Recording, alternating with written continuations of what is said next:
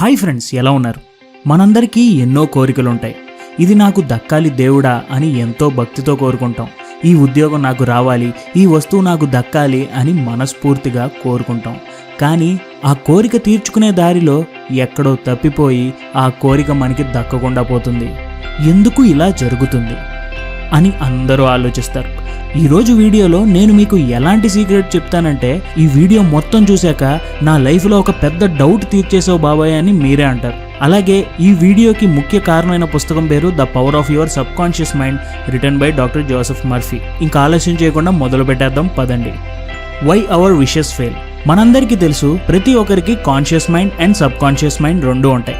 మన conscious mind మనం అనుకుని ఆలోచించి చేసే పనుల్లో యాక్టివ్గా ఉంటే, మన సబ్ కాన్షియస్ మాత్రం ఒక ఆటోమేటిక్ మెకానిజం లాంటిది. ఉదాహరణకి మిమ్మల్ని ఒక దోమ కొడుతుంది అనుకోండి, ఆ దోమ ఎక్కడుంది, దాన్ని ఎలా కొట్టాలి, ఎంత గట్టిగా కొడితే అది చేస్తుంది, ఇలాంటి ఆలోచనలు మన మైండ్ చేయదు. మన చేయి ఆటోమేటిక్గా అలా లేస్తుంది, ఆ దోమని ఒకటి పీకుతుంది. ఇక్కడే మన సబ్ కాన్షియస్ పనిచేస్తుంది.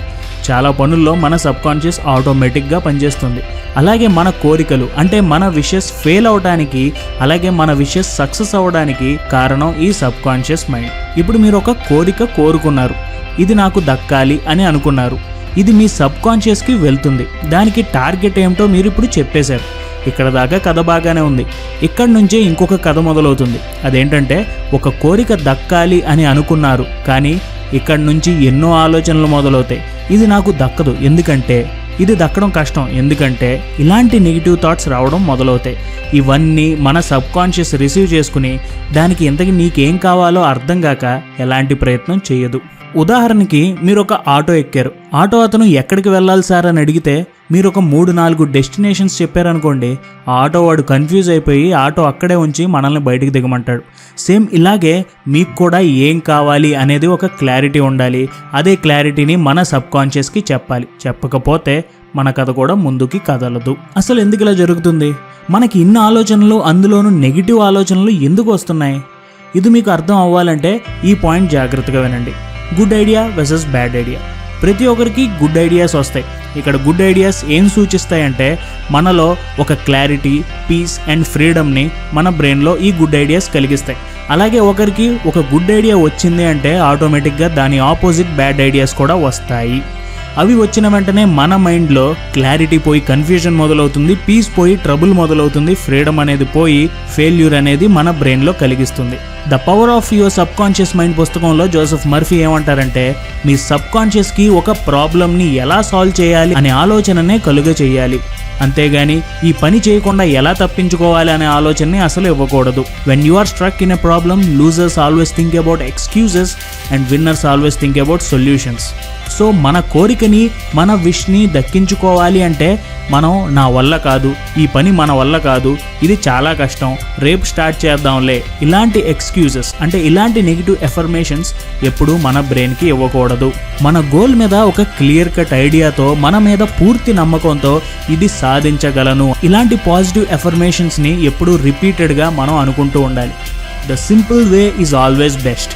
మన జీవితంలో ఎన్నో గెలుపులుంటాయి. వాటి గురించి తిరిగి ఒకసారి ఆలోచిస్తే మనకి గెలిచిన సందర్భాలు ఎక్కువగా గుర్తుంటాయి. అంటే ప్రతి విషయానికి రిజల్ట్ ఉంటుంది కదా, ఆ రిజల్ట్ అనేదే మన మైండ్లో ఎక్కువగా గుర్తుంటుంది. ఒక వర్క్ యొక్క ప్రాసెస్ కన్నా ఆ వర్క్ యొక్క రిజల్ట్ మన బ్రెయిన్లో ఎక్కువగా స్టోర్ అవుతుంది. మన సబ్ కాన్షియస్ కూడా అంతే. ఎప్పుడు ఎండ్ రిజల్ట్ ఎలా ఉంటుంది, అది దక్కితే ఎలా ఉంటుంది, దాని రిజల్ట్ వల్ల మీకుండే ఆనందం ఎలా ఉంటుంది అనేదే మన సబ్ కాన్షియస్కి చెప్పాలి, అదే వినిపించాలి. అప్పుడే మీ సబ్ కాన్షియస్ ఒక ఆటోమేటిక్ మోడ్లో తన పని తాను చేసుకుని వెళ్ళిపోతుంది. ఉదాహరణకి మీ బైక్లో ఏదో ప్రాబ్లం వచ్చి ఆగిపోయింది. మీరు మెకానిక్ దగ్గరికి తీసుకువెళ్ళారు. మెకానిక్ ఆ బైక్ మొత్తాన్ని పరీక్షించి ఒక చిన్న పార్ట్ అంటే ఒక 20 రూపాయలు విలువ ఉండే ఒక చిన్న పార్ట్ పోయింది అని కనుక్కొని ఆ పార్ట్ని కొత్త పార్ట్తో రీప్లేస్ చేశాడు. కానీ మీకు బిల్ మాత్రం 100 రూపాయలు వేశాడు. అప్పుడు మీకు కోపం వచ్చి, ఆ పార్ట్ 20 రూపాయలే కదా, ఎందుకు 100 రూపాయలు వేసావు అని అడిగితే అతను స్లోగా చెప్తాడు, పార్ట్ 20 రూపాయలే సార్, కానీ అసలు ప్రాబ్లం ఏమిటో తెలుసుకుని చేశాను కాబట్టి సర్వీస్కి గాను 80 రూపాయలు వేశాను అని చెప్తాడు. ఇలాగే మన సబ్ కాన్షియస్ కూడా ఈ మెకానిక్ లాంటిది. దానికి నువ్వు ఎలా పని చేయాలో చెప్పాల్సిన అవసరం లేదు. నీ ప్రాబ్లంకి సొల్యూషన్ ఏంటో అదే ఫైండ్ అవుట్ చేస్తుంది. జోసెఫ్ మర్ఫీ ఏమంటారంటే, your subconscious is a master mechanic, it knows all the ways to heal everything.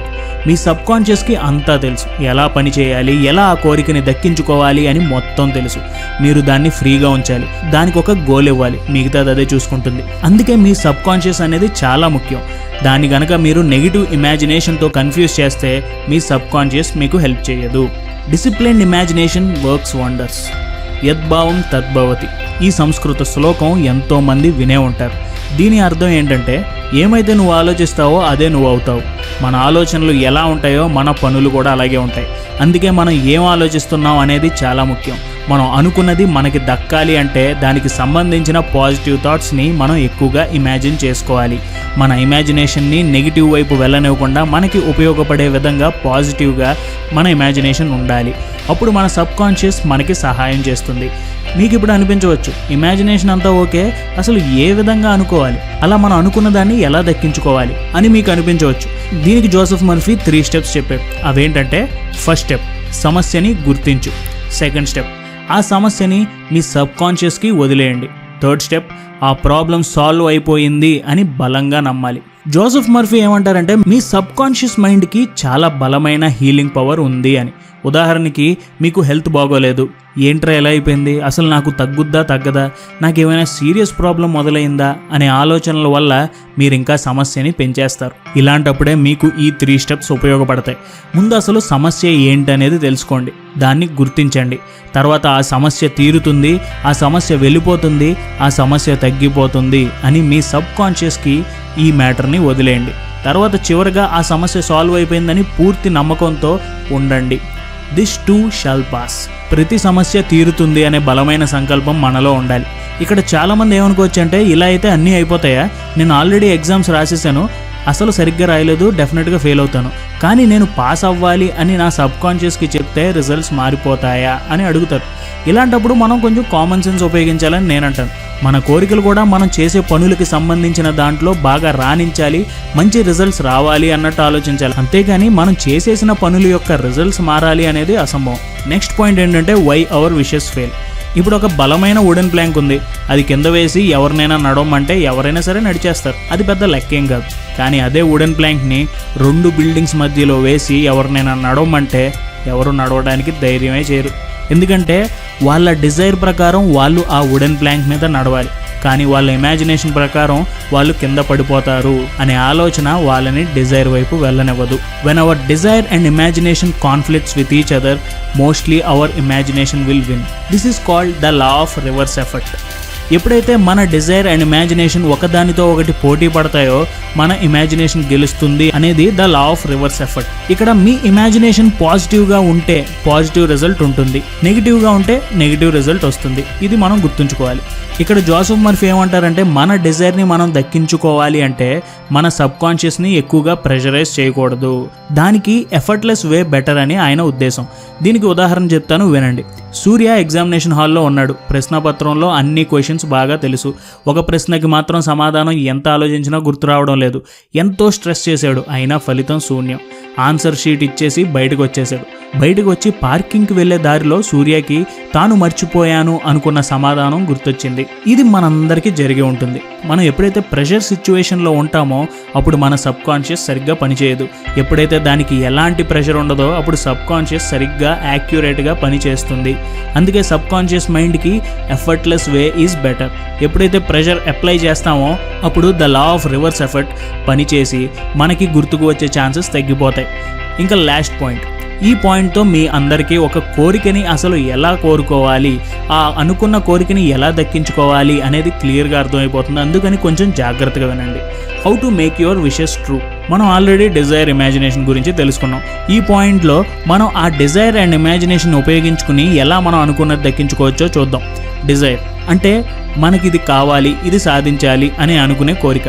మనకి డిజైర్ ఉన్నంతసేపు నో ప్రాబ్లం. ఇక్కడ కేవలం మనకి డెస్టినేషన్ అంటే టార్గెట్ మాత్రమే కనబడుతుంది. సో మనకి ఎలాంటి అడ్డంకులు, ఎలాంటి అపోజిషను లేదు. తర్వాత మన ఇమాజినేషన్ మొదలవుతుంది. ఆ ఇమాజినేషన్లో మనం ఈ డిజైర్ని చేరుకోవడం కష్టమేమో అనే ఆలోచనలు మొదలవుతాయి.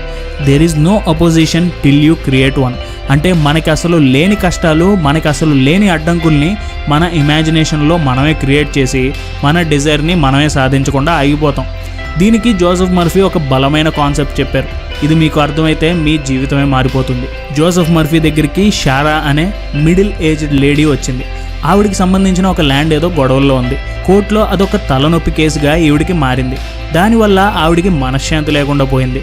ఎలాగ దీంట్లో నుంచి బయటకు పడాలి అని జోసెఫ్ మర్ఫీని అడిగింది. అప్పుడు ఆయన షారాని ఏమడిగాడంటే, అసలు నీ డిజైర్ ఏమిటి అని అడిగాడు. కోర్టులో ఉన్న కేసు సెటిల్ అయిపోవాలి అనేది తన గోల్ అని చెప్పింది. మరి నీ ఇమాజినేషన్ ఎలా ఉంది అని అడిగారు. దానికి ఆవిడ చాలా నెగిటివ్ విషయాలు చెప్పింది. నేను ఈ కేసు ఓడిపోతానేమో, నా ల్యాండ్ నాకు దక్కదేమో, ఈ టెన్షన్ నాకు ఎక్కువగా వచ్చేస్తుంది అని చెప్పింది. అప్పుడు జోసెఫ్ మర్ఫీ, మీరు మీ ఇమాజినేషన్ని మార్చుకోవాలి. రోజు రాత్రి నిద్రపోయే ముందు మీ డిజైర్ని చేరుకున్నట్టు మీ ఇమాజినేషన్లో పెట్టుకోండి. కేసు సెటిల్ అయినట్టు, మీ లాయర్తో దీని గురించి మాట్లాడుతున్నట్టు, మీరు కేసు గెలిచి పార్టీ చేసుకుంటున్నట్టు, ఇలాంటివి డీటెయిల్డ్గా ఇమాజిన్ చేసుకుంటూ నిద్రపోండి. అలాగే నిద్ర లేచిన వెంటనే కూడా ఇదే ఇమాజినేషన్ని ఒకసారి రీప్లే చేసి మీ రొటీన్ లైఫ్లోకి వెళ్ళండి. ఒకవేళ మీకు మీ వర్క్ మధ్యలో నెగిటివ్ థాట్స్ ఏమైనా వస్తే మళ్ళీ వెంటనే మీ పాజిటివ్ ఇమాజినేషన్ని, అంటే మీరు ఏదైతే రాత్రి నిద్రపోయే ముందులో ఆలోచించుకున్నారో అదే ఇమాజినేషన్ని మళ్ళీ రీప్లే చేయండి. ఇలాంటి నెగిటివ్ థాట్స్ మీకు ఎప్పుడు వచ్చినా ఇలాగే మళ్ళీ పాజిటివ్ ఇమాజినేషన్ని రీప్లే చేయండి అని చెప్పాడు. సరే అని షారా తన ఇంటికి వెళ్ళిపోయింది. జోసెఫ్ మర్ఫీ చెప్పినట్టు చేసింది. రోజు రాత్రి నిద్రపోయే ముందు నిద్ర లేచాక తన డిజైర్ని చేరుకున్నట్టు, లాయర్తో మాట్లాడుతున్నట్టు, కేసు సెటిల్ అయినట్టు, తాను పార్టీ చేసుకుంటున్నట్టు ఊహించుకుంది. నార్మల్ డే వర్క్ మధ్యలో నెగిటివ్ థాట్స్ వచ్చినా సేమ్ జోసెఫ్ మర్ఫీ చెప్పినట్టు చేసింది. దీనితో ఒక నెల తర్వాత ఆ case out of the court సెటిల్మెంట్కి వచ్చేసింది. షారా అది సెటిల్ చేసుకుని తాను అనుకున్నట్టే పార్టీ చేసుకుంది. ఇలా తన డిజైర్ అండ్ ఇమాజినేషన్ని ఒక సామరస్యంలోకి తెచ్చి తాను అనుకున్నది దక్కించుకుంది. మీకు ఇప్పుడు ఒక డౌట్ రావచ్చు, ఎందుకు రాత్రి నిద్రపోయే ముందు ఉదయం లేచాక మాత్రమే ఇమాజినేషన్ చేసుకోమన్నాడు అని. దానికి కారణం, మనం నిద్రపోయే ముందు, నిద్ర లేచాక మనలో నెగిటివ్ ఆలోచనలు చాలా తక్కువగా ఉంటాయి. అందుకనే మనం ఉదయం నిద్రపోయే ముందు పాజిటివ్గా ఆలోచించగలం. మేము కూడా అందుకే ఎఫర్మేషన్స్ని ఆ సమయంలో ఎక్కువగా వినమని మా సబ్స్క్రైబర్స్కి చెప్తాం. సో గుర్తుంచుకోండి ఫ్రెండ్స్, ఎప్పుడైతే మీ డిజైర్ అండ్ ఇమాజినేషన్ ఒక సామరస్యంలో ఉంటాయో అప్పుడు మీరు అనుకున్నది దక్కించుకోవచ్చు. ఒక పాజిటివ్ డిజైర్తో, ఒక పాజిటివ్ ఇమాజినేషన్తో మన సబ్కాన్షియస్ని మనకి అనుగుణంగా మార్చుకుంటే మనం ఎంతటి కష్టమైన పనైనా చేయవచ్చు, అనుకున్నది దక్కించుకోవచ్చు. ఒకసారి ఈ వీడియో ముగించే ముందు అసలు ఏం మాట్లాడుకున్నాం మళ్ళీ రీప్లే చేద్దాం. మన సబ్కాన్షియస్కి అవసరమైన టార్గెట్స్ ఇవ్వాలి, కానీ అనవసరమైన భయాలు కాదు. గుడ్ ఐడియాస్ మనలో క్లారిటీని, పీస్ని తెస్తాయి, కానీ బ్యాడ్ ఐడియాస్ మనలో క్లారిటీని తీసేసి కన్ఫ్యూజ్ చేస్తాయి, మన పీస్ని ట్రబుల్స్గా మారుస్తాయి, మొత్తానికి మనల్ని ఫెయిల్యూర్స్గా మిగులుస్తాయి. ఎప్పుడైనా సరే మన సబ్కాన్షియస్ని తన పని తనని చెయ్యనివ్వాలి. అంటే ఎలాంటి ఒత్తిడి లేకుండా మన సబ్కాన్షియస్ని మనం చూసుకోవాలి. అప్పుడే అది మనకి మంచి రిజల్ట్స్ ఇస్తుంది. మన ఆలోచనలే మనల్ని రిప్రజెంట్ చేస్తాయి, కాబట్టి మన ఆలోచనలు ఎప్పుడు మంచిగా, మనకి ఉపయోగకరంగా ఉండాలి. మన డిజైర్ అండ్ ఇమాజినేషన్ ఎప్పుడైతే పోటాపోటీగా ఉంటాయో అప్పుడు ఇమాజినేషన్ ఎక్కువగా గెలుస్తుంది. సో నిద్రపోయే ముందు, నిద్ర లేచిన వెంటనే మీ పాజిటివ్ డిజైర్ని సాధించినట్టు ఊహించుకుని మీ పాజిటివ్ డిజైర్కి, మీ పాజిటివ్ ఇమాజినేషన్తో రెండింటిని బ్యాలెన్స్ చేస్తూ సామరస్యంలోకి తెస్తే మీరు అనుకున్నది దక్కించుకుంటారు, అందులో సందేహమే లేదు.